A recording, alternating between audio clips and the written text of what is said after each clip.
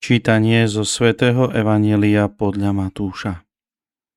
Keď Ježiš prišiel na druhý breh do Gadarského kraja, vybehli oproti nemu dvaja posadnutí zlými duchmi.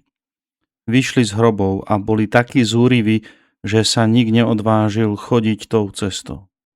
Zrazu skríkli: Čo ťa do nás, Syn Boží? Prišiel si sem predčasne nás mučiť? Neďaleko nich sa pásla veľká črieda svíň.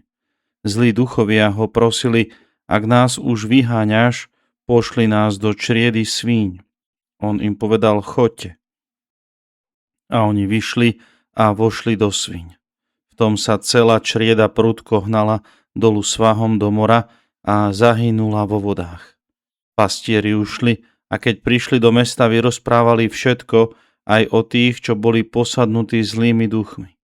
Tu celé mesto vyšlo oproti Ježišovi a keď ho uvideli, prosili ho, aby odišiel z ich kraja. Počuli sme slovo Pánovo.